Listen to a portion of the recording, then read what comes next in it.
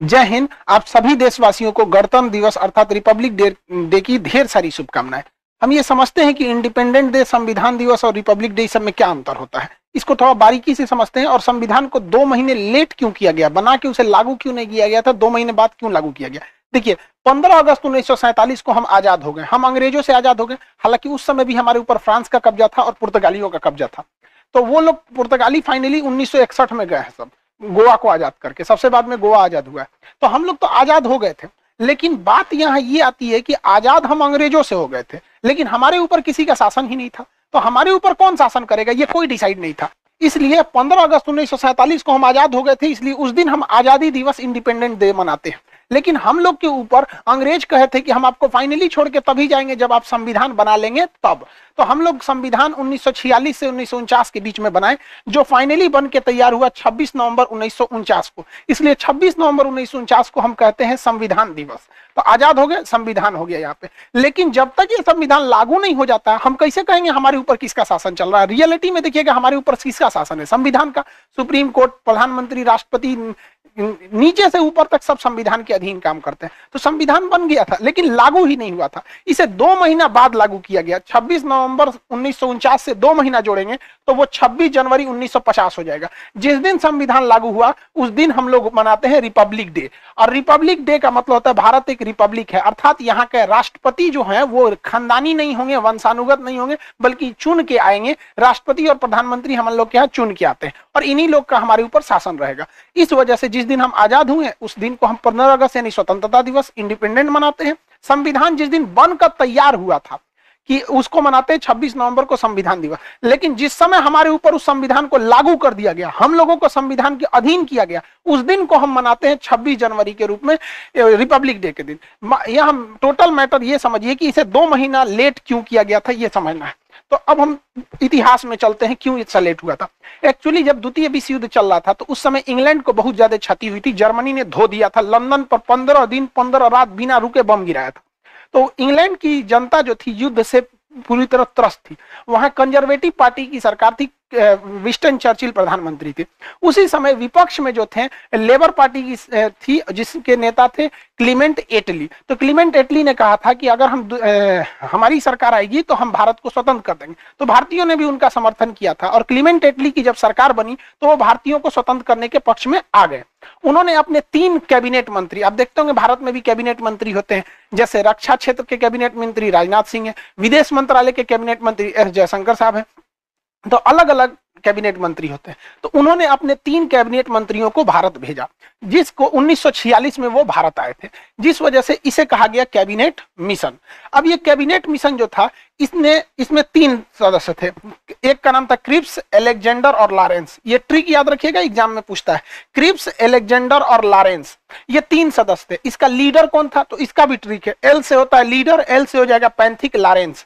तो लॉरेंस ही इसका लीडर था। एग्जाम प्रोस्पेक्टिव से इसे याद रखिएगा, डेट और किसमें कितने सदस्य थे। ये 3 लोग हैं, इन्होंने भारत को 3 बड़े काम करने को दिए। पहला, इन्होंने कहा कि आप अंतरिम सरकार बना लीजिए और अगले 5 सालों तक आप सीखिए कि सरकार कैसे चलाया जाता है। इसलिए आप देखिएगा हमारे यहाँ चुनाव, आजाद हो गए थे हम लोग 1947 में, लेकिन हमारे यहाँ प्रधानमंत्री का चुनाव हुआ 1951 में, बने प्रधानमंत्री 52 में। यानी ये 5 साल जो सरकार चली थी वो अंतरिम सरकार चली थी, हम लोग की ओरिजिनल सरकार नहीं थी। ये अलग टॉपिक है, इसको हम आपको एप्लीकेशन के क्लास में पूरा समझा दिए। मेन आते हैं संविधान पे।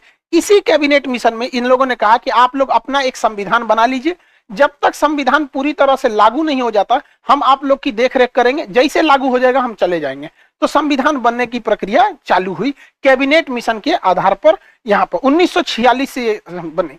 अब ये संविधान कौन बनाएगा, तो इसके लिए इनडायरेक्ट इलेक्शन कराया गया, अप्रत्यक्ष निर्वाचन कराया गया और जो लोग चुन के आए थे उसे संसद के सेंट्रल हॉल में रखा गया।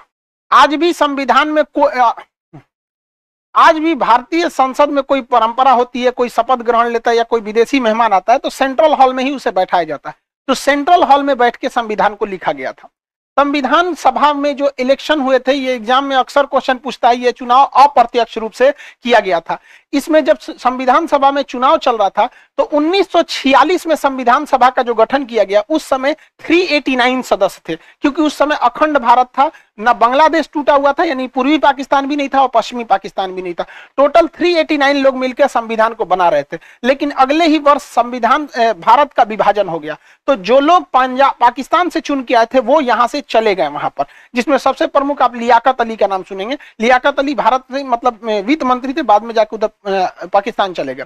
1947 में जब देश का विभाजन हुआ, तो 1947 में देश के विभाजन के बाद केवल 299 सदस्य ही बच गए, ये याद रखिएगा। और यही लोग मिलकर पूरे संविधान को आगे बताते गए। 47 में लिखा गया, कुछ 48 में, 49 में। फाइनली जब संविधान पर हस्ताक्षर करने की बात आई तो 1950 तक, 24 जनवरी 1950 को जब फाइनल हस्ताक्षर हो रहा था तो कई लोगों की देहांत हो चुका था। फाइनली बचे थे लोग 1950 में 284 लोग। तो फाइनली संविधान पर जो 13 किलो का हमारा संविधान है, ओरिजिनल संविधान 13 किलो का है, उस पर जो हस्ताक्षर है वो 284 लोगों का ही है। हालांकि बचे थे इतने लोग, ये लोग तो देहांत से गए थे, जिसमें 15 महिलाएं हैं। तो सोचिए, महिलाओं के हम लोग महत्व को कभी नहीं भूल सकते हैं। संविधान बना कैसे, तो इसके लिए अलग अलग कमेटी बनाई गई और उनकी जिम्मेदारी सौंपी गई कि आपकी ये कमेटी है, आपकी ये जिम्मेदारी रहेगी। राज्यों को कैसे चलाना है, ये राज्य कमेटी है, आप बताइएगा। तो अलग अलग करके ऐसे कुल 13 समितियों को बनाया गया था।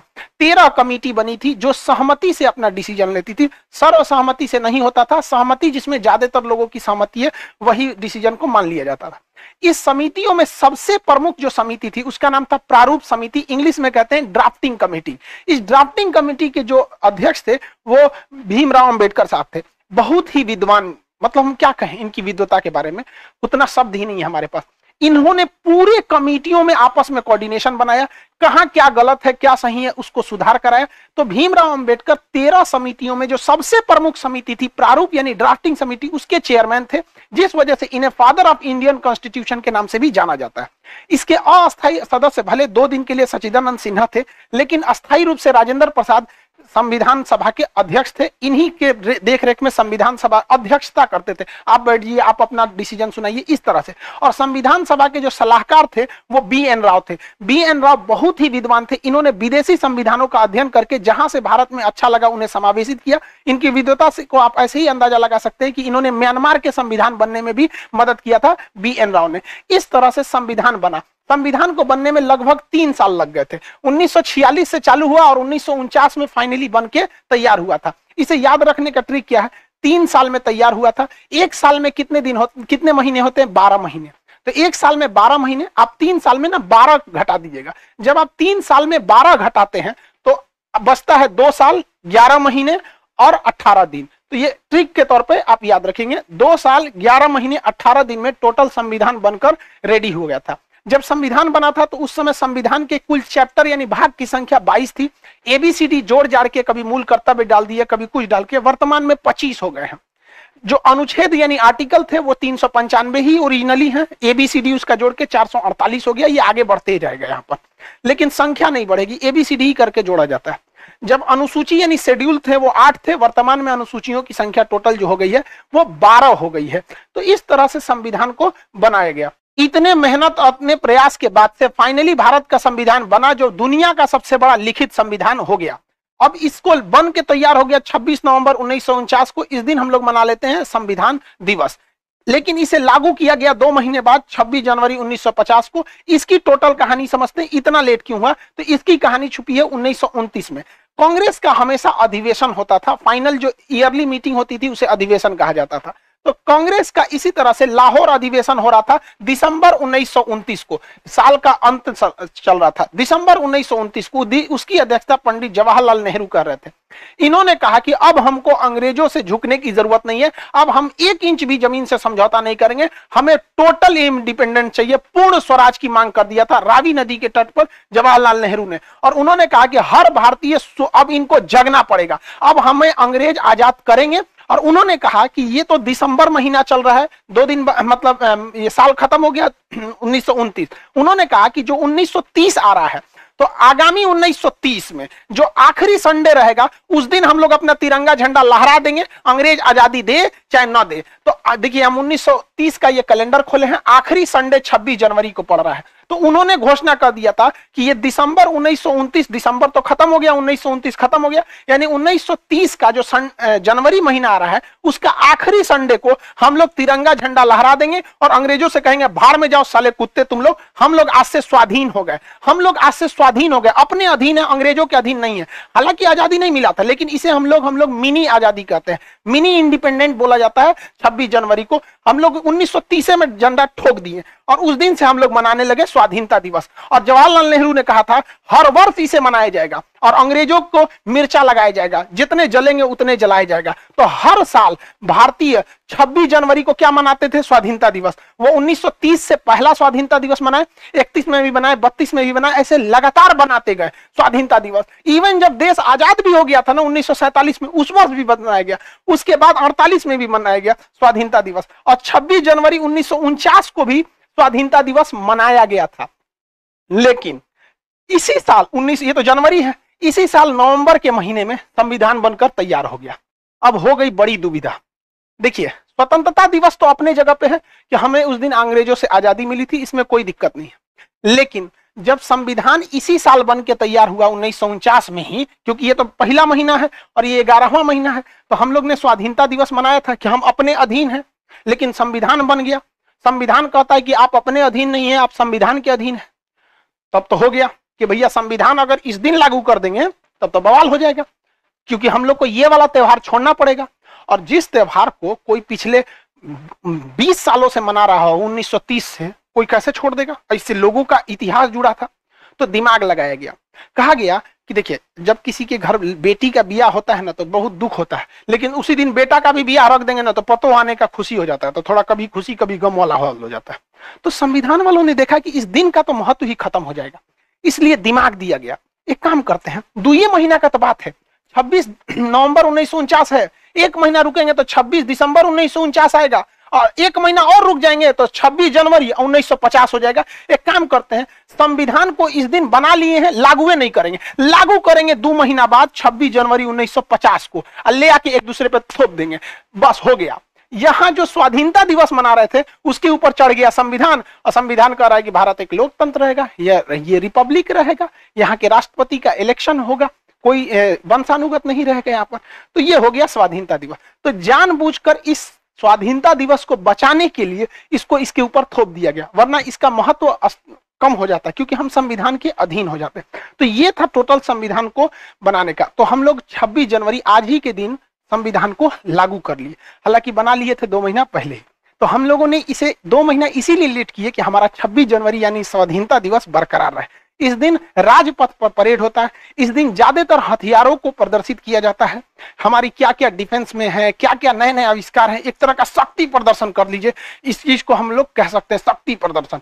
दुश्मन डरे, देखो हम लोगों ने क्या किया है, मिसाइल, तोप, टैंक सब यहाँ पर दिखाए जाते हैं। और मुख्य अतिथि के तौर पर भी बुलाया जाता है। राष्ट्रपति तो झंडा फहराते ही है, प्रधानमंत्री भी रहते हैं, तीनों सेनाओं के अध्यक्ष भी रहते हैं, और मुख्य अतिथि को ही बुलाया जाता है। ये शुरू से ही परंपरा रही है, चाहे कलाम साहब हमारे राष्ट्रपति रहे हों, चाहे प्रणब मुखर्जी जी रहे हों, या रामनाथ कोविंद साहब रहे हों, हमेशा कोई ना कोई मुख्य अतिथि आता है। इससे क्या होता है कि उस देश से हमारा घनिष्ठता को भी दर्शाता है कि हम जो करीबी देश है उसी को ही मुख्य अतिथि बनाते हैं। इस बार जो मुख्य अतिथि बनाया गया है, बुलाया गया है, बहुत ही सोच समझ के, मतलब एशिया को पूरी तरह बैलेंस करने के लिए। एशिया का ये वाला एरिया कहलाता है सेंट्रल एशिया, ये रूस से टूटे हुए हैं। इसमें 5 देश आते हैं, Kazakhstan, Kyrgyzstan, Tajikistan, Turkmenistan, Uzbekistan. इन 5 देशों को, ये जो 5 देश हैं, इनको संयुक्त रूप से बुलाया गया, 5 को चीफ गेस्ट बनाया गया है इंडिया में। इतना महत्वपूर्ण है कि इसके रास्ते हम लोग पूरे यूरोप में जा सकते हैं, क्योंकि ईरान के चाबहार बंदरगाह से हम रेलवे लाइन यहां ले जा सकते हैं और यहां से पूरे यूरोप में एंट्री कर सकते हैं। तो ये सेंट्रल एशिया से हमारा रिलेशन बनाना बहुत जरूरी है। सेंट्रल एशिया इतने महत्वपूर्ण है, ये आप अंदाजा लगाइए। इस्लामिक ऑर्गेनाइजेशन की जो मीटिंग हो रही थी पाकिस्तान में, तो इन लोगों ने उसकी मीटिंग छोड़ के भारत की मीटिंग को अटेंड कर लिया। चाइना इससे इतना डरा हुआ है कि आज 26 जनवरी को ये लोग मुख्य अतिथि के रूप में हैं। चाइना कहा कि आप हमारे पास आइए ना 25 जनवरी को, तो ये कहा की कौन सी खिलवाड़ समझे हैं, हम चीफ गेस्ट बने हैं, कैसे एक दिन में वहां चल जाएंगे, यहाँ चल जाएंगे, नहीं आ पाएंगे। तो चीन कहा कि ये तो गड़बड़ बात है, ये तो भारत के फेवर में चल जाएगा, सब गड़बड़ हो गया। कहा कि ठीक है, हम लोग जूम पे मीटिंग कर लेंगे, वर्चुअल मीटिंग। इतना डरा हुआ है। तो बहुत बेहतरीन मतलब फॉरेन पॉलिसी भारत की जा रही है, ये अच्छी बात है हमारा। तो आप ये समझ गए कि हम लोग को आजादी कब मिली थी? आजादी मिली हम लोग को 15 अगस्त 1947 को। देखिए इस दिन देश बना नहीं, इस दिन देश आजाद हुआ। हालांकि कई लोग का 1498 में वास्को डी गामा भारत की खोज नहीं किया था, भारत पहुंचने वाले रास्ते की खोज किया था। भारत का कोई व्यक्ति नहीं बता सकता है कि भारत का प्रारंभ कब से हुआ, कोई नहीं बता सकता है, इसका कोई आरंभ नहीं है। हाँ, पाकिस्तान का जन्म जरूर हुआ था 14 अगस्त 1947 को। इससे पहले पाकिस्तान का कोई इतिहास नहीं है। पाकिस्तान के इतिहास की किताबों में यूरोप का इतिहास पढ़ाया जाता है, क्योंकि इनका अपना तो कोई इतिहास नहीं है। तो पाकिस्तान का इस दिन जन्म हुआ था और हम लोग को इस दिन आजादी मिली थी। तो जन्म और आजादी में अंतर होता है।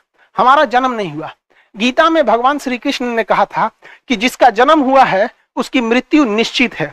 देखिए हम और आप गलत हो सकते हैं, गीता की बात तो गलत नहीं होगी। चुट्टे का जन्म हुआ है, इसकी मृत्यु निश्चित है, वापस आएगा ये भारत में यहाँ पर, और हम अखंड भारत। हो गया बौद्ध धर्म। देखिए बौद्ध धर्म में एक ऐसा चीज है जिसमें न किसी का अवतार लिया गया है, न ही इनके बाद कोई रूप आए हैं। बौद्ध धर्म की शुरुआत किसने किए थे? महात्मा बुद्ध। अब इनकी कुछ हम लोग कैसे देखते हैं, पहले पारिवारिक जीवन देख लेते हैं। तो महात्मा बुद्ध का जन्म कहाँ हुआ भैया? नेपाल में। नेपाल के किस जगह पे? लुम्बिनी में हुआ। इनके पिता का नाम शुद्धोधन। क्या था? शुद्धोधन। माता का नाम? माता महामाया। माता का नाम महामाया। माता जब महात्मा बुद्ध जन्म नहीं लिए थे ना, तो महामाया इनकी माता थी, असली माता इनकी महामाया थी। लेकिन वो एक हफ्ते, जन्म के एक सप्ताह में ही उनकी क्या हो गई थी? मृत्यु हो गई थी। तो जब ये पेट में थे ना, तो ज्योतिषियों ने बता दिया था कि जो आपका बेटा होगा ना, ये बहुत क्रांतिकारी होने वाला है। बहुत मतलब क्या होगा? क्रांतिकारी होगा। तो पहले के ज्योतिष वगैरह एकदम जबरदस्त थे। तो शुद्धोधन की जो साली जी थी गौतमी, कौन थी? गौतमी, प्रजापति गौतमी। तो महामाया ने जब किसको जन्म दिया? सिद्धार्थ को। किसे? सिद्धार्थ। महात्मा बुद्ध के बचपन का नाम क्या था? सिद्धार्थ। महामाया ने जब सिद्धार्थ को जन्म दिया, तो पहले भी देखिएगा ना, लेबर पेन से बहुत महिलाओं की मृत्यु हो जाती। तो जन्म के एक सप्ताह में ही किनकी मृत्यु हो गई? महामाया की। तो इनका पालन पोषण किसने किया था? गौतमी। तो ये क्या थी? उनकी मौसी। लेकिन मौसी से ये इन्होंने क्या कर लिया था? विवाह कर लिया। ये अभी भी परंपरा देखने को मिलती। तो ये इनकी सौतेली माँ कह लीजिए या इनकी मौसी, क्या नाम था उनका? प्रजापति गौतमी। प्रजापति गौतमी। इनका कुल पूछेगा, कुल, यहाँ कुल का नाम क्या हो गया? शाक्य कुल। शाक्य कुल होने के वजह से ही इन्हें शाक्य मुनि कहा जाता है। शाक्य मुनि किसे कहा जाता है? सिद्धार्थ को। इन्हें क्या कहा? सिद्धार्थ। जब ये जन्म लिए तो इनको ज्योतिषी ने बताया कि घर द्वार त्याग देगा। ध्यान से समझिएगा, जब सिद्धार्थ का जन्म हुआ तो ज्योतिषियों ने क्या कहा कि ये बहुत ज्ञानी बनेगा और दुनिया को सच्चाई के रास्ते पर ले जाएगा, घर द्वार मोह माया सब त्याग देगा। तब राजा परेशान हो गए कि एक गोली का भाग दुगा हो जाएगा, घर द्वार छोड़ देगा। तब तो पूछा गया उनसे कि इसका कोई उपाय बताइए। तो कहा कि सबसे सिंपल उपाय, अगर किसी का विकास रोकना है तो ब्याह करा दिए। सिंपल लॉजिक समझिए। बहुत ज्ञानी होगा, दुनिया को सच्चाई के रास्ते पर ले जाएगा, मोह माया सब त्याग देगा। इसका उपाय जो ये सब ना करे, ब्याह करा दे। समझ रहे हैं क्या लॉजिक है? तो इनका क्या हो गया? विवाह हो गया। और 16 साल की एक बहुत ही सुंदर कन्या से इनका विवाह हुआ, जिसका नाम क्या था? यशोधरा। तो देखिए इनकी शादी किससे हुई? यशोदा। शादी विवाह बहुत ठीक ठाक से हुआ, सब कुछ सही चल रहा था। पत्नी में पूरा अजुराइल रहते थे। वो डेली सवेरे मेकअप करके बैठ जाती थी। पूरे ये खा लो, वो कर लो, ये कर लो, कबो मेहंदी लगाओ, कबो काजल लगाओ, कबो टकला हो, कबो चोटी करो, कुछ कुछ करते रहो। दुनिया मतलब उन